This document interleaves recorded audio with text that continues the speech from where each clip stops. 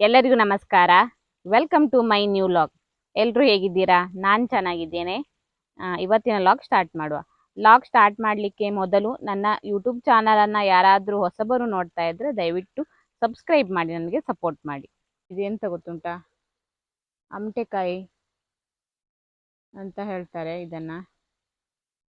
ನೋಡಿ, ಇಲ್ಲಿ ದೊಡ್ಡ ಮರ ಉಂಟು, ಅಮಟೆಕಾಯಿ ಮರ ಉಂಟು. ಈ ಮರದಲ್ಲಿ ತುಂಬ ಇದೆ. ಇದೆಲ್ಲ ಹಣ್ಣಾಗಿ ಇದೆಲ್ಲ ಹಣ್ಣಾಗಿದೆ, ಹಣ್ಣಾಗಿ ಬೀಳ್ತಾ ಉಂಟು. ನಾನು ಇವತ್ತು ಇದರಿಂದ ಒಂದು ಗೊಜ್ಜನ್ನು ಮಾಡ್ತೇನೆ. ತುಂಬ ಟೇಸ್ಟಿಯಾಗಿರ್ತದೆ. ಬಿಸಿ ಬಿಸಿ ಅನ್ನದ ಜೊತೆ ತಿನ್ನಲಿಕ್ಕೆ ತುಂಬ ಒಳ್ಳೆಯದಾಗಿರ್ತದೆ. ನಾವು ಇದನ್ನು ಮಾಡುವ. ಹೇಗೆ ಮಾಡೋದಂತ ನಾನು ನಿಮಗೆ ವಿಡಿಯೋದಲ್ಲಿ ಹೇಳ್ತೇನೆ. ನೋಡಿ, ಇಲ್ಲಿ ಉಂಟು ದೊಡ್ಡ ಮರ.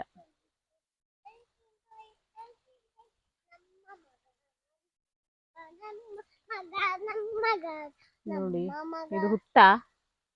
ಈ ದೊಡ್ಡ ಹುತ್ತ. ಈ ಹುತ್ತದ ಮೇಲೆ ಉಂಟು ಅಮಟೆಕಾಯಿ ಮರ.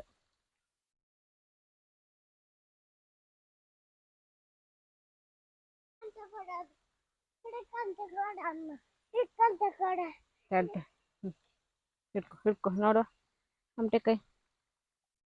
ನೋಡಿ, ನನ್ನ ಮಗಳು ಹಿಡ್ಕೊಂಡಿದ್ದಾಳೆ. ನೋಡಿ, ಇದೇ ಅಮಟೆಕಾಯಿ. ಇದು ಹಣ್ಣಾಗಿದೆ, ಹಣ್ಣಾಗಿದೆ ಇದು. ನೋಡಿ, ಇದು ಅಮಟೆಕಾಯಿ ಹಣ್ಣು. ಇದು ಹಣ್ಣಾಗಿದೆ, ಕಾಯಿಯಲ್ಲ, ಈಗೆಲ್ಲ ಹಣ್ಣಾಗಿ ಬೀಳ್ತದೆ ನೋಡಿ. ಅದರಿಂದ ನಾವು ಗೊಜ್ಜು ಮಾಡುವಂಥದ್ದು. ಮಾಡುವಾ, ಹೋಗುವಾ? ಎಂತದು? ಅಮಟೆಕಾಯಿ ಗೊಜ್ಜು ಮಾಡಿ ತಿನ್ನುವ.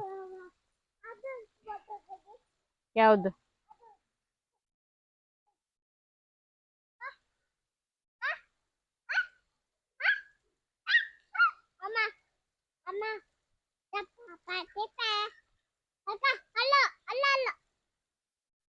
ಹಲಸಿನಕಾಯಿಯಾ?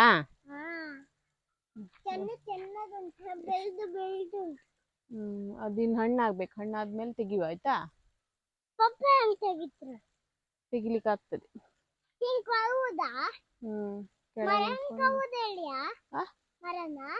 ಮರನ ತೆಗಿತಾರ? ಮರದ ಕೊಕ್ಕೆ ಹಾಕಿ ಅದರಿಂದ ತೆಗಿಯುದು. ಹಣ್ಣಾಗುವಾಗ ತೆಗಿಯುವ.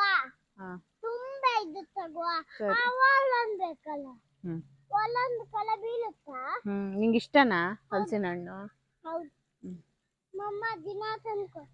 ಹೌದಾ, ಸರಿ. ಈಗ ಅಮಟೆಕಾಯಿ ಗೊಜ್ಜು ಮಾಡ್ಲಿಕ್ಕೆ ಹೋಗುವ, ಆಯ್ತಾ? ಇವತ್ತು ನಾನು ತಿಂಡಿಗೆ ಇಡ್ಲಿ ಮತ್ತು ಸಾಂಬಾರು ಮಾಡ್ತಾ ಇದ್ದೇನೆ. ಇಲ್ಲಿ ಸಾಂಬಾರಿಗೆ ರೆಡಿ ಮಾಡ್ಕೊಳ್ತಾ ಇದ್ದೇನೆ. ನಾನಿವತ್ತು ಕಾಯಿ ಹಾಕಿ ಸಾಂಬಾರನ್ನು, ತೆಂಗಿನಕಾಯಿಯನ್ನು ಹಾಕಿ ಸಾಂಬಾರು ಮಾಡ್ತಾ ಇದ್ದೇನೆ. ನೋಡಿ, ಇಲ್ಲಿ ಮಸಾಲೆ ಎಲ್ಲ ರೆಡಿ ಮಾಡಲಿಕ್ಕೆ ಎಲ್ಲ ರೆಡಿ ಮಾಡಿ ಇಟ್ಕೊಂಡಿದ್ದೇನೆ. ಇದನ್ನೆಲ್ಲ ನಾನೀಗ ಮಿಕ್ಸಿಗೆ ಹಾಕಿ ಪೇಸ್ಟ್ ಮಾಡ್ಕೊಳ್ತೇನೆ. ನೋಡಿ, ನಂತರ ನಾನು ತರಕಾರಿಯನ್ನು ಇಲ್ಲಿ ಬೇಯಿಸ್ಲಿಕ್ಕೆ ಇಟ್ಟಿದ್ದೇನೆ. ಇಲ್ಲಿ ನಾನು ಆಲೂಗಡ್ಡೆ, ಬಟಾಟೆ, ಟೊಮೆಟೊ, ಈರುಳ್ಳಿ ಮತ್ತು ಉಪ್ಪು ಹಾಕಿ ಇದನ್ನು ಬೇಯಿಸ್ತೇನೆ. ಇದನ್ನು ಒಂದು 4 ರಿಂದ 5 ನಿಮಿಷ ಬೇಯಿಸಿದರೆ ಸಾಕು. ಇದು ಚೆನ್ನಾಗಿ ಬೆಂದ ನಂತರ ನಾವು ಇದಕ್ಕೆ ರುಬ್ಬಿ ಇಟ್ಟುಕೊಂಡಂಥ ಮಸಾಲೆಯನ್ನು ಹಾಕುವಂಥದ್ದು. ತುಂಬ ತೆಳುವಾಗಿ ಮಾಡೋದು ಬೇಡ, ನಮಗೆ ಎಷ್ಟು ನೀರು ಬೇಕು ಅಷ್ಟಾಗಿ ಹಾಕ್ಕೊಳ್ಬೇಕು. ಇವತ್ತು ನಾನು ಬೆಳಗಿನ ತಿಂಡಿಗೆ ಇಡ್ಲಿ ಮಾಡಿದ್ದೇನೆ. ಇಡ್ಲಿಯ ಜೊತೆಗೆ ತರಕಾರಿ ಸಾಂಬಾರು ಕೂಡ ರೆಡಿಯಾಗಿದೆ. ಇನ್ನು ತಿಂಡಿ ತಿನ್ನಬೇಕು. ಎಂತ ಬೇಕು ನಿಮಗೆ? ಕೊಕ್ಕ ಸಾರಿಲ್ಲ, ಪಪ್ಪ. ಬಾ ಕೂತ್ಕೋ. ಎಷ್ಟು ಇಡ್ಲಿ ಬೇಕು? ಇಡ್ಲಿ ಎಷ್ಟು ಬೇಕು? ಪಪ್ಪ ಕೆಳ ಕೂತ್ಕೊಂಡು ಕಾತಿಲ್ಲ. ಪಪ್ಪ ಎಷ್ಟು ಇಡ್ಲಿ ಬೇಕು ನಿಂಗೆ? ತಿಂಡಿ ತಿನ್ನು ಅಂತ ಹೇಳಿದ್ರೆ ನನ್ನ ಮಗಳು ಹಠ ಮಾಡ್ತಾ ಇದ್ದಾಳೆ.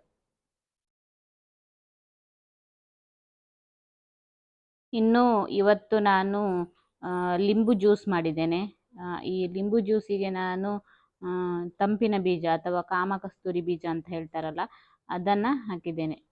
ತುಂಬ ಟೇಸ್ಟಿಯಾಗಿರ್ತದೆ ಮತ್ತು ಈ ಬೇಸಿಗೆಗೆ ತುಂಬ ಒಳ್ಳೆಯದಿದು, ದೇಹಕ್ಕೆ ತಂಪನ್ನು ನೀಡ್ತದೆ. ಹಾಗಾಗಿ ನಾನು ಇವತ್ತು ಇದೇ ಜ್ಯೂಸನ್ನು ಮಾಡಿದ್ದೇನೆ. ನನ್ನ ಮಗಳಿಗೆ ಕೂಡ ಇದು ತುಂಬ ಇಷ್ಟ, ಲಿಂಬು ಜ್ಯೂಸ್ ಅಂದರೆ ಅವಳಿಗೆ ತುಂಬ ಇಷ್ಟ. ಇನ್ನು ಮಧ್ಯಾಹ್ನ ಊಟಕ್ಕೆ ನಂದು ರೈಸ್ ರೆಡಿಯಾಗಿದೆ, ಹಾಗೆ ಬೆಳಗ್ಗೆ ಮಾಡಿದ ತರಕಾರಿ ಸಾಂಬಾರು ಕೂಡ ಉಂಟು. ಈಗ ಅಮಟೆಕಾಯಿ ಗೊಜ್ಜನ್ನು ಮಾಡ್ತಾ ಇದ್ದೇನೆ. ಇಲ್ಲಿ ನಾನು ಮೊದಲಿಗೆ 1 ಚಮಚ ಎಣ್ಣೆಯನ್ನು ಹಾಕ್ಕೊಳ್ತಾ ಇದ್ದೇನೆ. ಅದಕ್ಕೆ ನಾನು ಕಡಲೆಬೇಳೆ, ಉದ್ದಿನಬೇಳೆ, ಹಾಗೆ ಸ್ವಲ್ಪ 1/4 ಚಮಚ ಮೆಂತೆ, ಅರ್ಧ ಚಮಚ ಜೀರಿಗೆ, ಹಾಗೆ 1 ಚಮಚ ಕೊತ್ತಂಬರಿ ಬೀಜವನ್ನು ಹಾಕ್ಕೊಂಡು ಚೆನ್ನಾಗಿ ಹುರ್ಕೊಳ್ತಾ ಇದ್ದೇನೆ. ಒಂದು 2ರಿಂದ 3 ನಿಮಿಷಗಳ ಕಾಲ ಹುರ್ಕೊಂಡ್ರೆ ಸಾಕು. ನೋಡಿ ಇದೀಗ ರೆಡಿಯಾಗಿದೆ. ಇದನ್ನು ನಂತರ ನಾವು ಮಿಕ್ಸಿಗೆ ಹಾಕ್ಕೊಂಡು ಚೆನ್ನಾಗಿ ಪುಡಿ ಮಾಡಿಕೊಳ್ಬೇಕು. ನಾನೀಗ ಇದನ್ನು ತಣ್ಣಗಾಗಲಿಕ್ಕೆ ಬಿಡ್ತೇನೆ. ಇನ್ನು ಈ ಅಮಟೆಕಾಯಿಯನ್ನು ಚೆನ್ನಾಗಿ ತೊಳೆದು ಈ ರೀತಿ ಇದರ ಸಿಪ್ಪೆಯನ್ನು ತೆಗಿಬೇಕು. ನೋಡಿ ನೀಟಾಗಿ ಸಿಪ್ಪೆಯನ್ನು ತೆಗಿಬೇಕು. ನಾನೀಗ ಇದರ ಎಲ್ಲ ಸಿಪ್ಪೆಯನ್ನು ತೆಗಿತೇನೆ.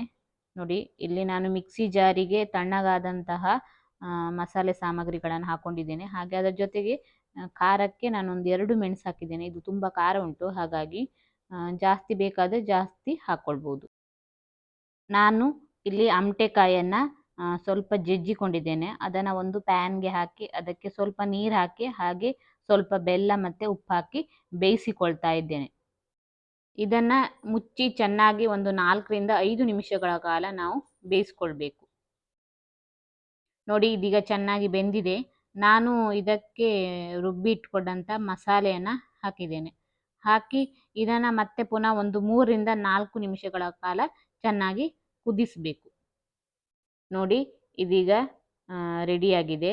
ಇನ್ನು ನಾವು ಇದಕ್ಕೆ ಕೊನೆಯದಾಗಿ ಒಂದು ಒಗ್ಗರಣೆ ಕೊಡಬೇಕು. ನಾನು ಇಲ್ಲಿ ಒಗ್ಗರಣೆ ಮಾಡಲಿಕ್ಕೆ ಸಾಸಿವೆ ಹಾಗೆ ಬೆಳ್ಳುಳ್ಳಿ, ಕರಿಬೇವನ್ನು ಹಾಕಿ ಇದಕ್ಕೆ ಒಗ್ಗರಣೆ ಹಾಕ್ತಾ ಇದ್ದೇನೆ.